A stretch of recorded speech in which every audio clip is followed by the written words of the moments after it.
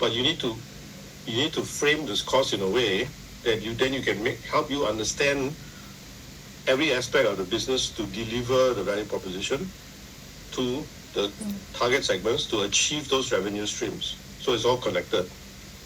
Got it? Okay. Okay. So this you need to be very, very clear and not just simply follow some kind of, just because I say do this, then you just do it, but you don't see the connection. See? Okay. Yeah. All right. So now having to said that, right? Yes. The part on the left side, which has got to do with the how or what you need to do to deliver this value proposition, what you need to do, right? Yeah. Right? Those are the activities, okay? And all the activities have to be performed by some kind of a resource, Yes. right? Or even a capability, right? So one of the tools I give you to use is the resource and capability, right? Analysis with VRIO, with Yes. yeah. So all those tools are going to come inside here, this part, okay? And you're going to assess how well these resources are performing those activities in a way that you can deliver this value proposition. This is the story. You have to keep this in your mind all the time. You see? Yeah. So the next thing is the value chain, because the value chain shows all the activities that will result in this value proposition being delivered. So those activities will be here under your key activities section of the business model canvas. Get my point? Yeah? Yeah. So you have to really understand this very clearly. If I look at the list of activities, they don't look like activities to me. Okay? Oh, okay. You see, you put 2,240 stores. That's not an activity. That is the resource, right? Yes. What does the store do? So maybe the provider, the place for shoppers or shopping, something. Okay. So the physical store is the first thing, right? There's physical store. There's also the online store, right? Okay. Right. So the physical store is the place where buyers come, right, and look for items, and then if they like it, they purchase it, right? Okay. Got it? All right. So liking can be in many ways. As you know, consumers behave in so many different ways, right? Some people are impulse shopping. You know, it's impulse shopping, right? They don't have anything in mind. They just go to the store. They feel like it, they buy it, right? Okay. Yeah? A lot of us do that too, right? Yes. Yeah. Normal. Okay? Yeah? The same person, maybe in some days, is not impulse shopping, but has a plan. I want to get this. Go specifically to certain stores to look for it, right? Yeah? You do online and then so what does the store perform? What activity does it perform? It's just a physical location. It's just a physical point. So what does it perform? It displays all the items, right? Yeah. Okay? It provides a place for you to do, maybe to go to the fitting room to see whether it fits you, right? Okay? Okay. So it provides a space to do all these activities. But what is the company doing in these stores? What does the company use these stores for? For displaying, for receiving the payments, right? For providing a place for people to view, to feel physically, right? So that is what they are doing, providing, right? Providing the customer service, yeah? So all these are activities, right? And it's performed by people in the store, not just the physical store, but there are people in the store. There are salespeople. There could be some in the US. They have tailors in the store as well to do some adjustments to the clothing. You know, in the store, in the store itself they do that. Some kind of stores do that, right? Okay, so for example, if you go to Nordstrom, those department stores, they do have this, right? Somebody will be there and say, "Oh, it doesn't fit exactly. The large size doesn't fit. But let me do some tailoring to modify." They do it on the spot immediately. You come back in 10 minutes and it's done. See? Understand. So that what does that do? That gives a personalization, a customization. So that's the value proposition. Those people who go to this kind of store, right, repeatedly as a loyal customer, they do it because it fits their needs, which is they want a personal service, not just go and see a size and say, okay, I'm happy with this size and then I can buy it, right? Some people, everybody's body shape and how they is different, right? But the manufacturer of these clothes, they can't possibly make tailored clothes for everybody, correct? It's a one size fit many. Okay, this is what they do. So it's up to the store whether they want to personalize, and then they provide that service, additional service, right, to help to personalize. And the value proposition of this store is personalization. You see, some they show care, so care about the customer in different ways. There are so many ways to show care, right? Okay. So caring is another value proposition. But I don't see these kinds of things here. I mean, I'm not saying they do this, but you need to find those kinds of values, because those values will resonate with the values of the customer segments. Okay, so let's come to the customer segments. Now, most of it seems okay, but I think you are being too making a lot of assumptions. For example, right, number 3, you say convenience-driven shoppers, but then you make the other points that dual income households. Then you mention about price. Then there's flash delivery, curbside pickup users. So I don't understand how, are you trying to describe a convenience-driven shopper? Yes, because in the value chains, we have go to here, and that we found that they have some distribution and sales in multi-channel, and they have something to make the customer more convenient by going online and just pick up what the customer want into the basket, and then there are many kinds the of artisan will prepare the stuff, and then the customer can go buy and take the stuff. Yes. They have the different. Just find out the convenience. They have different style of delivery as well. Yeah. So that is why we point out here that it's for convenience shoppers. Yeah, but you're making an assumption about dual income.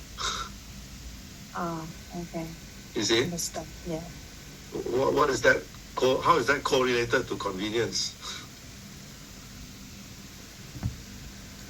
Convenient because we have multiple type of products. For example, they have medicine, pharmacy, and for some kind of that. So we assume that the artisan provide something to convenience to the shopper to attract more shopper. I get it, yeah, but what does dual income got to do with that? Okay, so you see, what's the correlation? Are you trying to tell me that the people who need convenience are dual income? Not so. So you see, and then so you have to be very careful. See? If not, you're leading yourself and also myself. You're leading me into a certain kind of thinking. You see, you understand what I'm saying, right?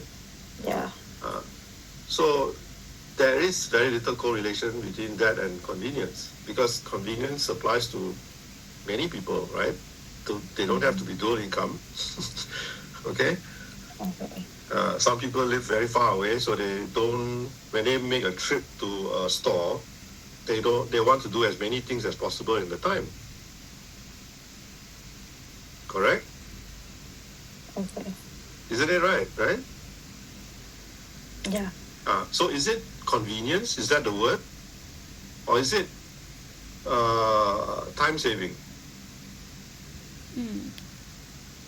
Okay. So exactly what is that value they're looking for? See?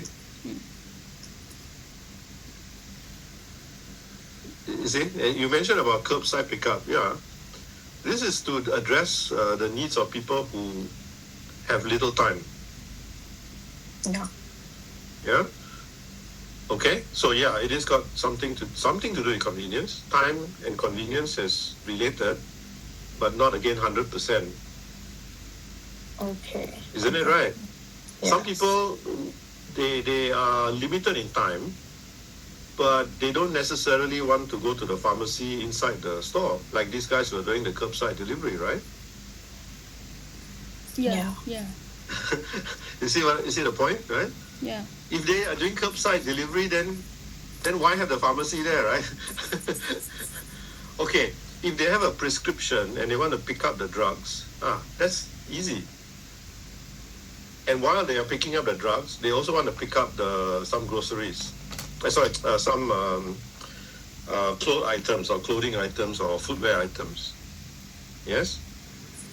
Yeah. It's the same as getting online delivery to your home.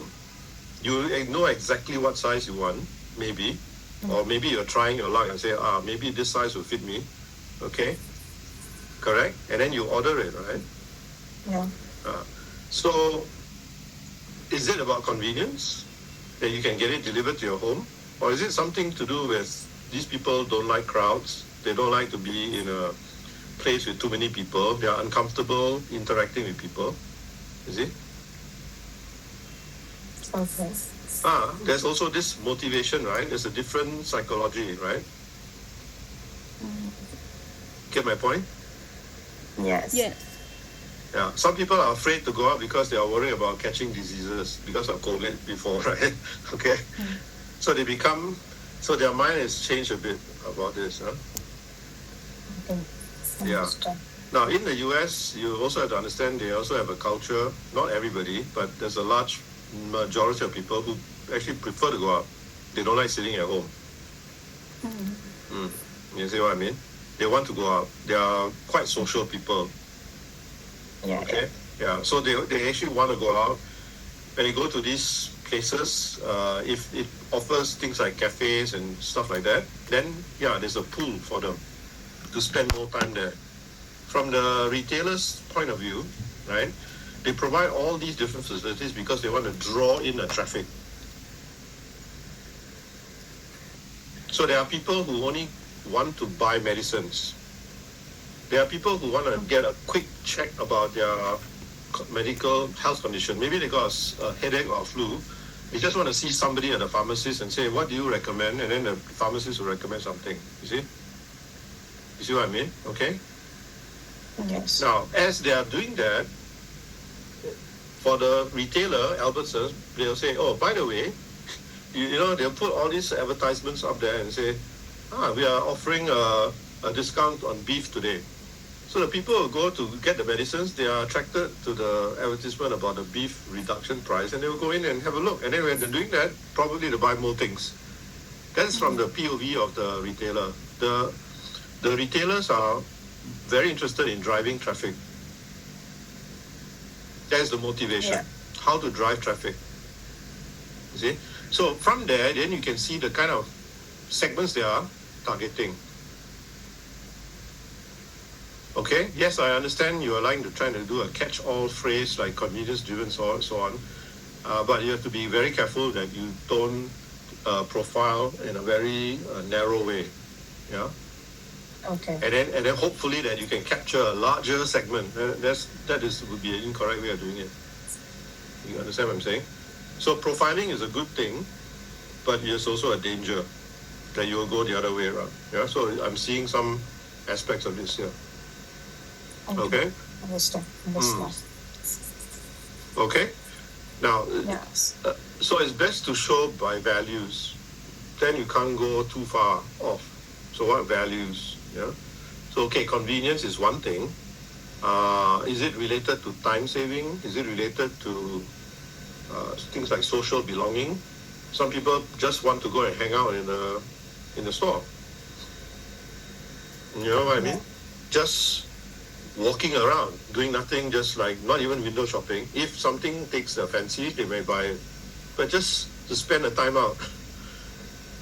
It happens here in Vietnam too, a lot. Just go to H&M, just pretend to look around and just observe what other people are doing. Not everybody goes in and comes out with a shopping bag from H&M, you know. Got it? Yeah. They're just going there to get ideas, maybe hang out with their friends, right? Make a lot of comments about different things and different clothes, and then they exit, and then they're actually going somewhere else. Some just want to kill some time and just looking around to spend some time there. These people have more time. They just want to hang out.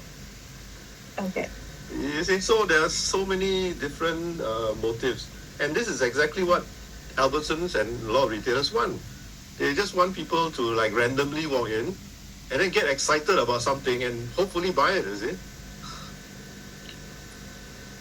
You understand? That's why the store has all kinds of signs and, you know, discount here, sale here, this one is cheaper by 20%, or but that attracts.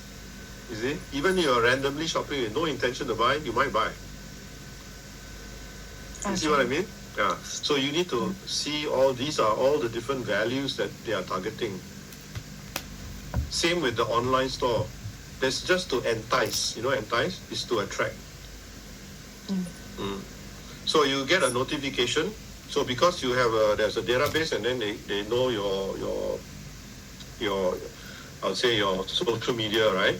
Then they will just send notifications, and then you're attracted. You go in, and you didn't intend to buy anything, but because you're notified, you might end up buying something. Right? Correct? It happens to all of us, right? Okay, so yeah, so it's the digital as well as the physical is very similar, right? Okay? Yeah. You understand this? Huh? So Yes. I spend a lot of time on this because this is fundamental, the value proposition. You must get the values right. Okay, you got it? Okay. Yeah, don't put these bullet points because it's like trying to catch everything. Then you're going to suffer later in terms of the strategic group maps. You can't identify your competitors really well. You see what I mean? Okay, you have to map each value proposition to each segment through the relationship. So what relationships are you trying to develop? So normally this part here, we would classify into 3 parts. 1, pre-purchase. 2, during purchase. And 3, post-purchase. The relationships are developed in these 3 phases. Of course, number 3 will try to be leading to number 1 again. So it becomes a cycle. You understand? Yeah. Yes. Right? So the post-purchase then will become a pre-purchase again. You get my point? Yes. So you need to kind of categorize in this. Of course, there are overlaps. Yeah. And why is it in the same column as the channels? Because the channels are used to develop these relationships. There are 2 types of channels. There's an information channel, and there's the physical channel. The physical channel is where the goods are actually, the items are actually delivered, or the solutions are delivered, we can say. The solutions can be in the form of a service, not necessarily the product they are selling. You understand? Yeah? So, for example, delivering an experience. Okay, you're not going to deliver it in a product or a package. The experience is being and attracting people to come to the store to experience. Right? To have a good time, for example. See? Right? So you must have a channel, and that channel is the physical store. Yeah? Yes. What relationship are being developed in this channel? So the store provides a pre-purchase experience, right, where they give the opportunity for shoppers to compare. Yes, because obviously the shoppers are comparing with something they have bought previously from somewhere else, okay, or just checking around to compare one store with another store. Right? Okay. For those that have time, of course. For those who don't have time, they don't do this. Or is to go and actually physically view the product, so the experience. Because online you can't feel the material, you can't see the color really well, right? So you want to go and see it and try it out on your own. Okay? Experience, yeah. So that's the experience. So that is the pre-purchase as well as partly during the purchase as well. Because some people have the intention of actually going to purchase, but they want to check it out first. So there's a pre-purchase to get information.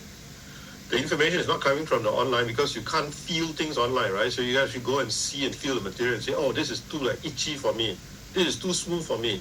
This one looks too much body revealing to me. You understand? Understand. Then you change your mind. Then you say, I don't want to buy. So some people say, oh, this is great, so I buy now.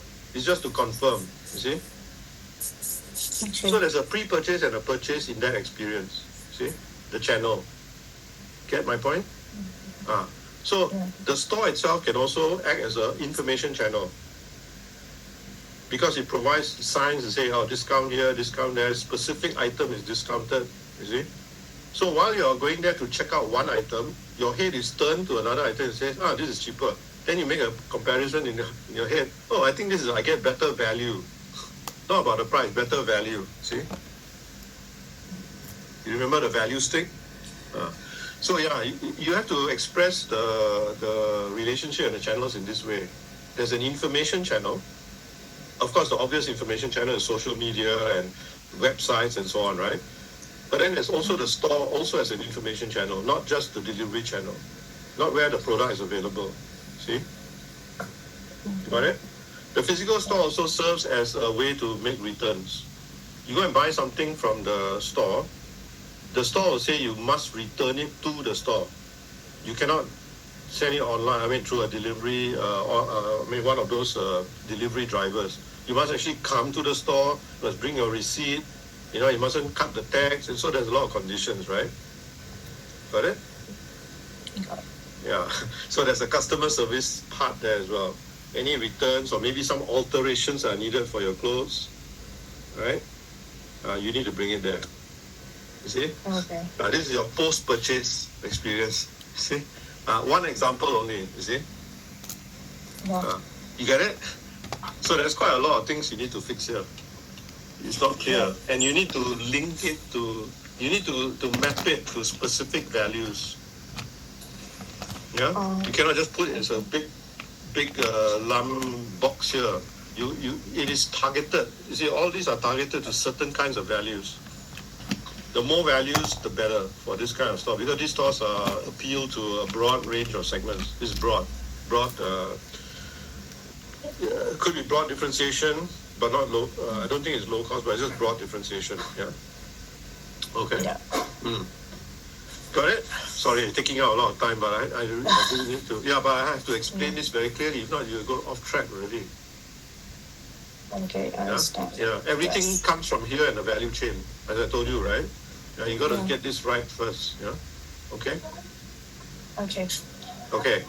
Are we out of time? So we can keep moving. Yeah, I have time. I'm okay until about 8. If it's okay with you, then it's fine. Yeah. Yeah, it's okay for me. Yeah. As soon as you say cannot, then I'll stop. Yeah. Okay. Right. Okay. Yeah. So, can you understand what I'm trying to say? Yes. So there's quite a lot of problems here. So if you say Instacart, DoorDash, and so on, Uber, they're all actually having different. Why do they have these different ways of third-party? Why different third-party platforms? Because these third-party platforms have certain information that Albertsons doesn't have. Okay. You get my point? So if I'm a retailer, if you are a retailer, for example, you actually don't like to use these third-party platforms. You know why? because they keep all the information. Yeah. They don't share with Albertsons. If they share with Albertsons, then they will lose business, right? Okay, so if Albertsons does want that information, they sell information, but again, it's limited. They don't sell everything, because if not, then Albertsons will take the business away from them. See? Yeah. All right. So yeah, if I'm the retailer, I'm not so happy about a third party, but it does improve my reach. So I'm happy to not to know about certain customers' information. I just let DoorDash, I just let Uber to deal with it. As long as you can bring traffic to me, hopefully they will come to the store or even come to my own online site. See what I mean? That is the hope. That's what the hope of most of the retailers are. Even hotels, even airline, the same, right? So they offer something more than what the e-commerce platforms can do, like the experience, right? The e-commerce platforms don't provide an experience. You get it? The shopping experience is not the same as you get in Albertsons, and they make sure they differentiate. So this is very important in the 5 forces, because in the 5 forces, these e-commerce or third-party platforms, they're not only the supplier of the platform, they actually compete as well. Yeah. You get my point? Yeah. So it is quite a unique. Yeah, third-party platforms are unique in the quarters 5 forces, because they are both a competitor as well as a supplier.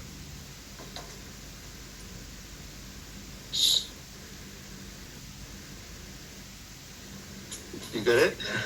Yes. Yeah. So you have to understand this to be able to construct things like 5 forces, pesto, and so on. Yeah. Okay. What else can I see here?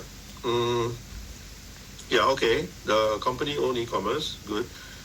Physical stores, okay, but you need to be more clear about those channels, because not all the stores are the same. Correct? They have different formats of stores, correct? Here we just focus on we have own like for food and the pharmacy also. So for the physical store here is the combine of both type of business model. But they have different kinds of stores. Not all the stores are the same. Correct? They have different formats. Is that right? Yes. Yes. For example, Winmart. So Winmart has the convenience stores. Yes? Yeah. They have very large, not yet hypermarket, but very large supermarkets. But they also have smaller format supermarkets. Correct? Yes. Depends on the locations. Why? Why is it the location? It's not just because they randomly just get into that location. They're very selective because they are targeting certain kinds of customers.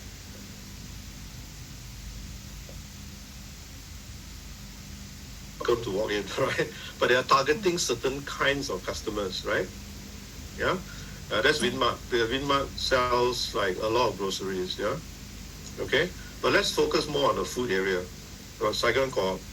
Saigon Co-op has also different formats, right? Yeah. You have Co-op Extra. Yes. So why is Co-op Extra? It's branded in a different way because they are targeting certain kind of customers and located in certain types of places. Yeah. Then they have the larger format supermarkets that are in the mall. In the mall, right? Yeah. Some is their own mall. Yeah, the Saigon Co-op Mall. Yeah. Some are they're also convenience stores. Much smaller. Why? That's why it's called convenience store. For convenience, for people who buy a few things only, for essentials mainly. Correct? Essentials, right? Yeah. So these are important because the logistics is different. Yeah, for example, the convenience stores, they don't sell like things like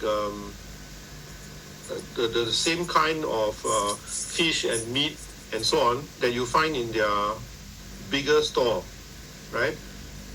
You understand? The bigger supermarkets have a full butchery, the fish cutting, the fish cleaning and so on, right? They do all of that, right? Okay, then they sell the chill, and then they also sell the frozen, all. Oh. But in the convenience store, they don't have this. They only have some frozen, very limited selection. Okay, only essentials. You see what I mean? They do sell the frozen, but very limited. Correct? Yeah. So you have to put this down because they're all different. They're targeting different values.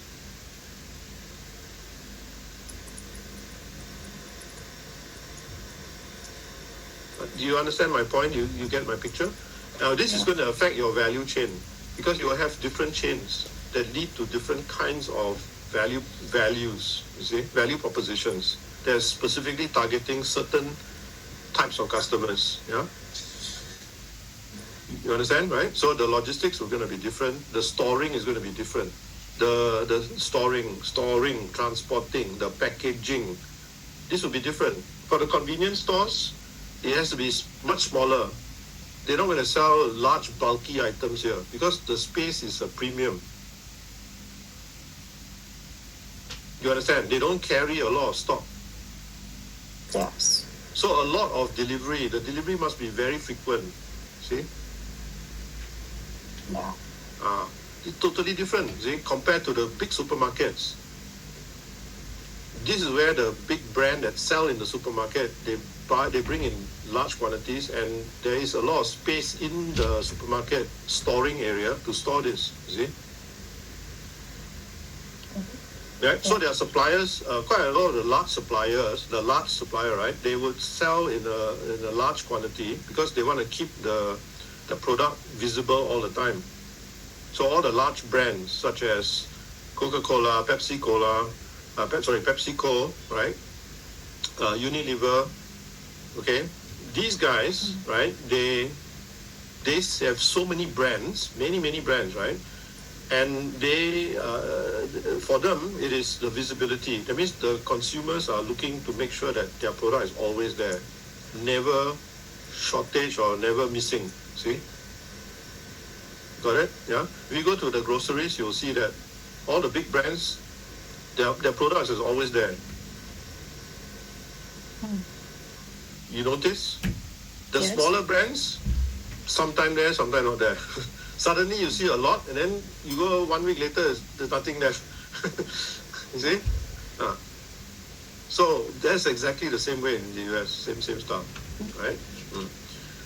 So this is important because the larger brands, the suppliers, are in your Porter's 5 forces. You have the larger brands and the smaller brands. Who do you have the more bargaining power? The big brands. Albertsons has less bargaining power at the big brands, but they have more bargaining power in the smaller brands. Now, in the Porter's 5 forces, you're not focusing on one company. You're focusing on many competitors, right? Many companies.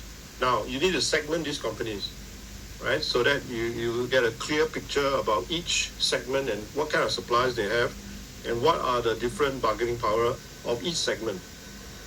Okay? So each segment, as well as the size. Some of them are large chains like Albertsons, but there are also smaller chains. Is it? But is Albertsons a very large chain? They are moderately large, but they are larger chains, right? Yeah. Yes. Those larger chains are going to have bigger bargaining power. Okay? So yes, in retail, there is a trend, right? So in Porter's 5 forces, you got to express it in terms of trends. There's a trend towards more consolidation. Okay? Right. So consolidation means the stores buy other stores so that they have different brands of stores, right? And they can target, they have a larger bargaining power because the orders are large. Okay? So you got to segment it. The way I see here, okay, good. You have segmented based on convenience stores.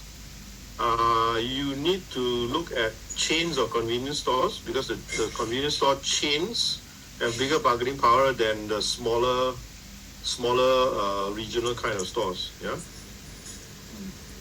You got it. Yeah. There are independents and then there are chains. There are national level chains and there are regional level chains. So there are different kinds of bargaining power. Now, the reason why you're segmenting like this, for example, this is good, right, is so that you can find where the best opportunities are. Yeah.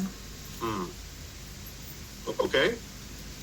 Yes. Companies are always looking for this kind of opportunity. They're trying to find where the trends are that fit their objectives. Okay? Good. Yeah, you got supermarket, hypermarket. Correct. Yeah? Yes. For the impact, we just here in the five forces, we have the impact here to direct to the, that the trend, how is impact to the industry segment in here, right? Yeah. Yes. Okay.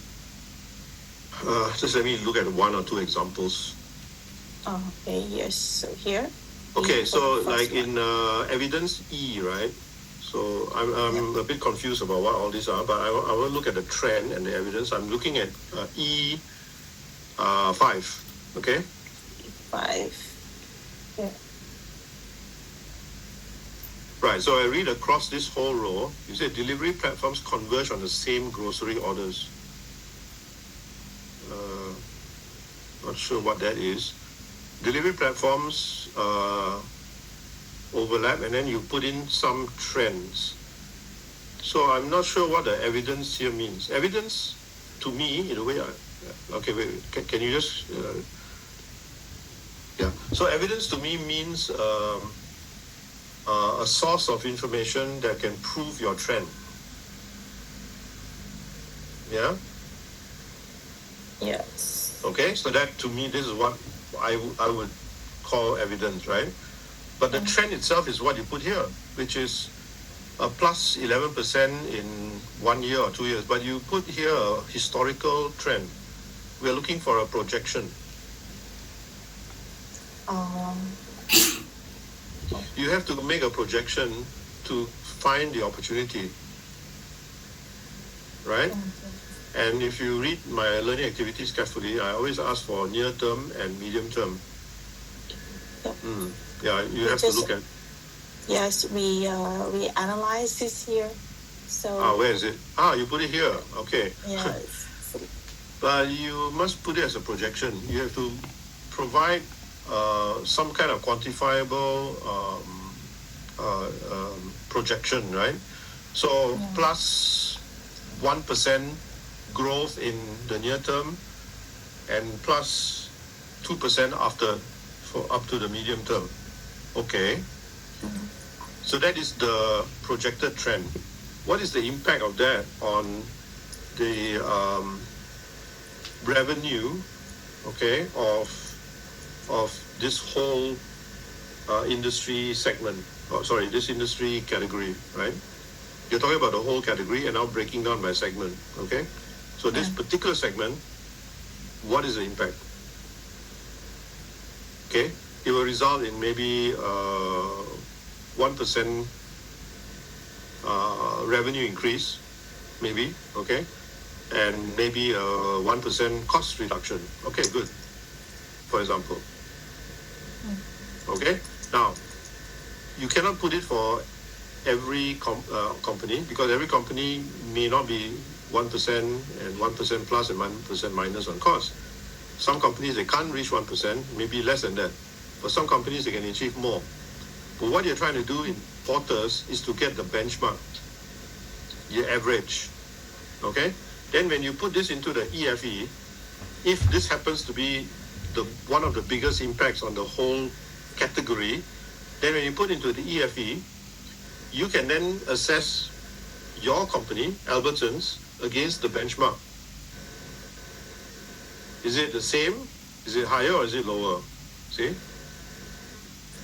Yeah. Right. So the list of your EFE should be the same for all the companies, right? In your the three companies that you have, right? Okay. Yes, because we follow the key external factors. Yes. The key external factor is the same. Yes. And for the EFE, we list down the key external factor and yes. see how our Yes. students have react to the factors. Yes, correct. It could be Yeah. above average or correct. So it could be superior, it could be on average or lower, right? Yeah. Yeah. So It's a, you have to compare against the same, which is the same factors, correct? So that is why you're going to try to be as comprehensive as possible with the factors, because you want to capture the top 8 and the bottom 8. The bottom 8 is the threats, right? yeah. Okay, you're putting 8. Yes, good. So these are the top impacts for the whole category. Now, how does Albertsons compare? Here is Yes. how everything happens in the short-term reactions, and then we have like the projection in the long term. Okay. Yes, and then All right. we have a weighted scores to get the final EFE score, and then with the benchmark, and then we have the conclusions that where Albertsons is compared with the average is below. Good. Yeah. All right. Now, the other thing you need to pay attention to is the weighted score. So the weight, yeah. How do you get these weights, and how do you know this rating of 3? How did you assess it? So you have a key, right? So 3 means above average, and 4 means superior. Okay. Yeah. What range falls in this superior?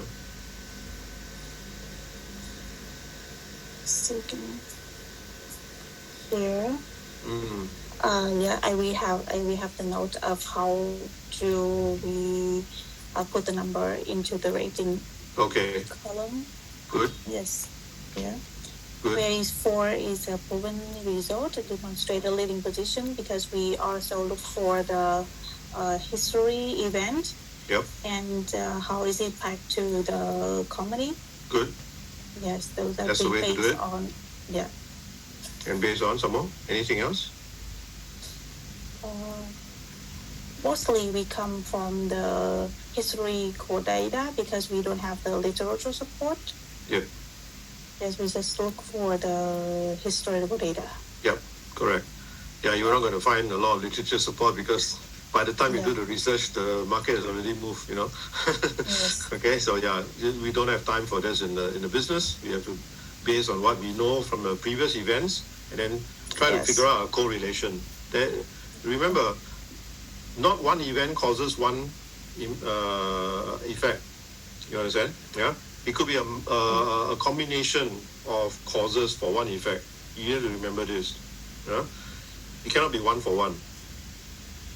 Okay. So there is sometimes there's a limited impact. So that means there's other factors that impacted. It's not just one factor. Okay. Yeah. Just keep that in mind. Now the weight, right? How do you get these weights? For the weight is, the weight is how we see the importance of each factor into the whole industry. How do you know that? How do you quantify it? Here's here. It's somehow related to the 5 or 6 impact score, and then we put it in here. We link to the key external factor.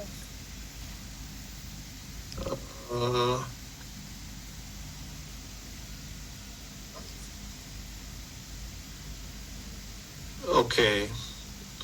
So there's a lot of subjectivity in the weights, right? But we'll try. So again, in business, it's like this. We don't have a lot of information that's so easily available, right? But in your PSG, remember, everything is available to you. See? Yes. What you take from that PSG is that you need that kind of information, that kind of visibility, right? But in a real business, we don't. So you need to use the game to figure out, like, what did you use there, right? To be able to make those kinds of decisions, right? Yeah. So this is what you try to look for. Yeah. Right. And as you know, the correlations are different, right? Some impact more than others. Yeah. Yes. Okay. So. Okay, I see that it's more or less on the right track. Good. Yeah. Next, we have two more big questions. First is for VRIO. Here we did here. Analysis tangible and intangible resources. Compare with our competitors, where our strength and our weakness compared to the competitors. How many closest competitors do you have? Closest, we pick one. Wait, give me a second. Strategist map here. Okay. For the strategy group map, we pick the Kroger as our closest competitor. Okay. Now, there's an issue here about your strategic group maps. You should. This is one of the issues with the strategic group maps that were in the textbook, and some of the samples I gave you, right? I said some are very bad. Yes. So you should have discussed with me during the class, but you don't have the time, so that's why we're doing it now.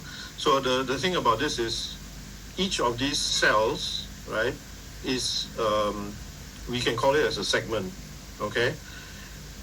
And it is very difficult to put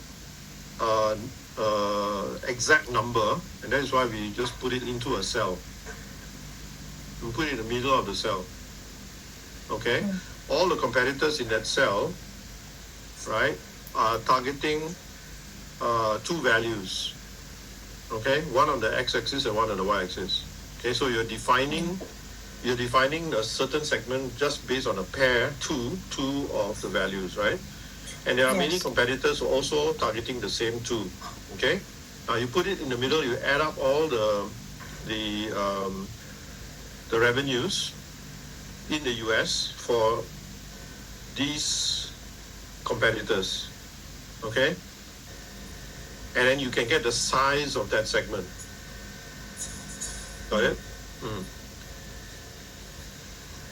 Here we have the table to lay the. Before to get the older map, we have this table of how many map and what is the value we compare with our competitors. Here.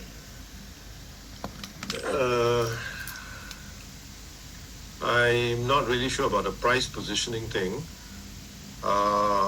because again, price is just kind of like a benchmark for consumers to make comparisons. You see, the key here is the value stick. How much value does the consumer derive, okay, from that price? See what I mean? Yeah. So price can be slightly higher, but consumers derive more satisfaction. That means a greater value compared to the ones with a slightly lower price. Yeah. Again, there's no magic formula for this, as you know. Consumers' behavior is, there's a lot of gray area. You understand what I'm saying? Okay. So you cannot get an exact number for this. Just the logic. It's more of sentiment. See. Okay. Now, if it's a B2B customer, we also do the same. Of course, we can be a bit more specific, but we again say the same thing. It's not you don't put a specific number. You put in as a group, okay, within one segment, one cell, yeah. But you can break it down into more cells in the case of a B2B, right? But I just told you to use 9, okay. So try to put all these into 9 groups. Got it? Okay. Yeah, it's all about perception, customer perception. In the case of consumer, B2C, yeah? Okay? B2B is very little perception, it's more of the KPIs. Yeah? So price is not really I know there's a lot of temptation to put price, and a lot of, everywhere you look in the AI or whatever, they will tell you price. But be very careful, because you can only compare if the price is the same. But the prices are, as you know, the retailers are going to test the consumer with different price levels. You see? Yes. Yeah. So it's all about the value. What value can the consumer derive? Okay? It means value above the price. So the consumer have a certain level of benchmark in the mind, okay? And they expect to pay this. Then when they go to the store and say, oh wow, this is cheaper. I didn't expect this. So they see better value. You see, for a specific item. Then they buy it. So, but many people, including professionals, they misunderstand and say, oh, it's price. But what they really mean is that there's a bigger value stake. See? That is what it is, yeah? So don't get misled and misunderstood, right? Be very clear, right? It's the value that you derive from that price. The consumer derives a value from a price, yeah? So you can't look at the price itself because it is very relative, you see? Okay? But the only way you can measure is how much value they derive. That's why all these stores like Albertsons, so they're providing a lot of value added. Okay? All right? Yeah. Okay, so hi. please, yes. Yes, I just want to ask questions like, can you provide us an example for these group maps? Like, what's the values that you choose to compare? It's from the value proposition. Yeah. I think I went through that earlier, right? Quite lengthy. In the first half an hour, a lot about values. Yeah, so you need to look at the value proposition of the different your closest competitor. I mean, all the different competitors. Yes. And then you measure it because the closest competitors are the one having this offering the same value proposition. Yes. That is one set of strategic group maps. The other set of strategic group maps is the actual perception of the consumer. So this is what the companies are. So the values of the companies that they are trying to project these values. That is what they're trying to do. But do the consumers perceive it that way? Okay? Yeah. So the so-called convenience, for example, right? You had certain convenience or customization or whatever it is. They say they are customizing and they are trying to do everything they can to show that they're customizing through the information channels, to their stores, to their online presence. But consumers don't see it that way. They see that, it takes too much time for the delivery. The stores are too far away. So their perception is not convenient, they say it's less convenient. Whereas Albertsons and some of the others feel they are more convenient. But the consumers say, no, they're not so convenient compared to other brands. See what I mean? Yeah, I got it. Yeah, so what I should see in the strategic group maps should be linked to the business model canvas. The value propositions, that is what is designed by the companies. This is what they are. So this is what they're offering. Proposition is an offer. So their messaging, their stores, their physical presence, whatever, right, or everything supposed to be compatible or exactly what they are trying to offer. The value proposition proposed is offer. Okay.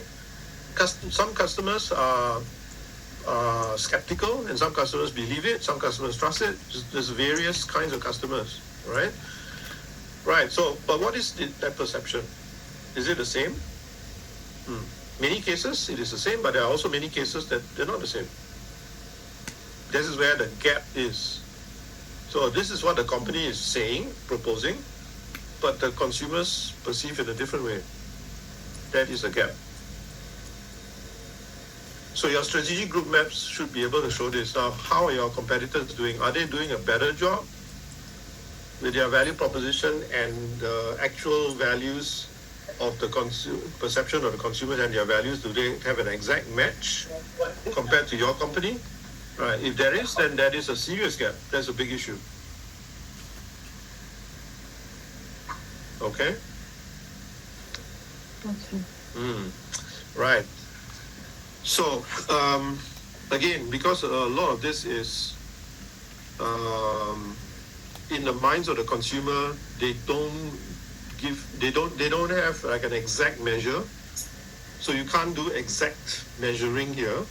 It's all about the feeling, and you can only do it like the best way to do it is in three ways, right? I wouldn't say low, medium, high. because if it's if many values are too low, right? There's no low value. For example, convenient. A store cannot survive. A company cannot survive if it's totally inconvenient, right? There must be fundamental issue with the management if they go and locate in a place in a remote area. Correct. So it cannot be zero convenience or very low convenience. It must be pretty high, but not as high as some others. See? So you cannot just simply put low, medium, high, right? It is maybe moderately high, and then high, and very, very convenient. So you cannot put convenience like that. You can say very convenient, maybe moderately, highly convenient, very, very highly convenient, and just convenient, like this. Yeah? You get my point? So, for example, Walmart, right? They are like reaching 90% of the population of the US. I mean, they have a store like reaching out to them within a 2-mile radius. Yeah, that is extremely highly convenient. You see what I mean? Okay? Yeah. And Albertsons is convenient, but not as convenient as that. Get my point? Yeah, Yes. so I'll be careful about putting low and so on, because many of them are actually not low, they are just lower than. Okay? It's a judgment call by the consumers. So to entice, see, Walmart has everything in their stores. It's not just selling groceries and food. They also sell they have pharmacies, they have doctors, they have everything there, right? Including food courts and cafes, etc. Okay. Now, if Albertsons doesn't have that, they can't pull. See? Yeah. Mm.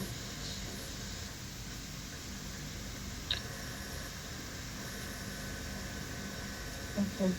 Okay. Yes. Yeah, thank you so So much. yeah, so We be have, careful like, a about lot putting of low. information. Don't put low, medium, high. It's a bit vague. Yes. It's vague, yeah. Okay. Right. I have hope a it question. is helpful. Sorry, one more question for Yeah. the best deal. So I want to ask, Yeah. Jiang, could you open the best deal, Jiang? Yeah. So I want to ask about the logic to rate the threats and opportunities. So we also like rating is based on the market, right? And the near term, mid term need to set is for our company, not for the market. Or because right now, for the midterm and medium term, we set it for the market.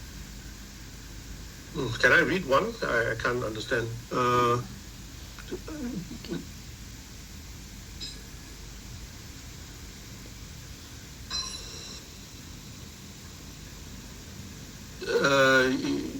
Can I see this near term and medium term, please? Okay. The November 2025 shutdown produced sales damage.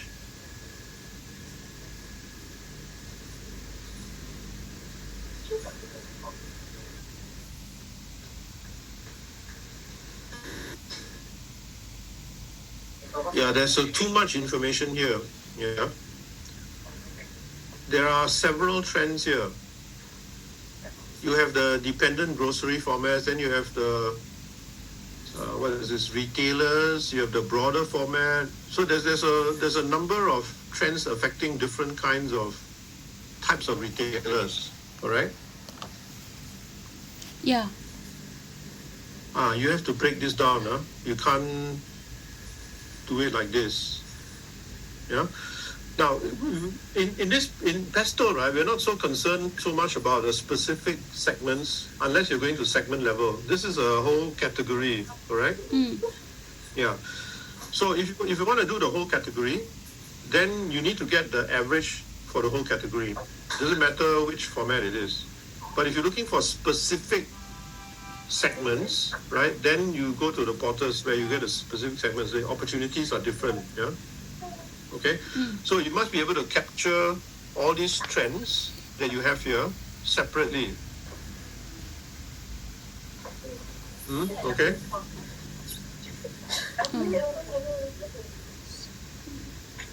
But it's still based on the market, right? Not for our company. Yes, it is the whole industry because what you're trying to do is find a benchmark. Okay, and then when you put this into the EFE, you can then determine how your company responds to that impact. See? And also the The rating. impact, yeah, that's not the same response. I mean, the impact is different, yeah. It may be the same, it may be lower, it may be higher. Okay, so this is what the EFE is for your company, right? This is for the whole industry category. So to try to find the benchmark. Okay, I understand what you're trying to do. You're trying to segmentize so that because you say there are different trends for different segments. That's what I see here. In the medium term, I think you also done the same because you got grocery formats and you got the broader range. I understand, right? Okay. So this information, is it useful in Pesto? Because for Pesto, you're only trying to find the average for the whole category. Okay. Now this information is useful for your EFE because for your company, then you can benchmark against it. And this information is useful for that. Yeah, because your company, you can affiliate with the grocery, right? Oh, okay. Right? Correct? Yeah. They're not broad-based like Walmart, right? So if you did one for Walmart, Walmart is subjected to the same thing, the same factor, right? But for Walmart, it's the EFE will be different. Basing on this kind of trend that you have here. Okay? Got it? Yeah? Now, Yes. But having said that, now we are talking about shutdowns. The thing is, will shutdowns occur in the near term and the medium term? That's what we want to know. This is historical information. So this historical information is very good to project what might happen in the near term and medium term. So the key point here is, will these shutdowns occur in the near term and medium term? So you got to figure out like what causes these shutdowns. It's because of the way the Senate and the Congress is made up, right? It is very, very tight. That means it can swing either way. Yeah. Will the elections in November this year, which is in the near term, will it change the number of shutdowns? What is the history of shutdowns? Do you think it's going to continue? No. You understand? Yeah. That is what the politics here is about. Do you understand what I'm trying to say? Yeah? What is the trend, the future? Okay? The number of shutdowns, okay. Is it likely to continue in the same way or increase more or get less? So what is likely? So this depends a lot on how the Congress and the Senate is made up. So it comes in the next election. And then the election after that is in 2 years' time, right? 2029. Okay. Sorry, 2028. Sorry, 2028. Yeah. Okay. So yeah. So that's going to impact the medium term, and the one that is coming up now is near term. What is the projection in terms of the political parties, the state of the political parties in the near term and the medium term? Because that will impact these shutdowns. And then the shutdowns in turn will impact what you say here correctly. Okay. This is the impact on the specific kinds of formats. Okay. But you don't want to put it here because it's what you're trying to find here is the benchmark only for the average for the whole category. But the information is useful. Okay, so you need to put it somewhere in a column where it can help you in your EFE. It will help different companies because you have 3 companies in your group, right? You have 3 different companies, right? So yes, this information will help each of your companies differently in the EFE. Okay? Okay. Yeah, you got my point? Do you understand what I'm trying to say? Yeah. Yeah. Okay.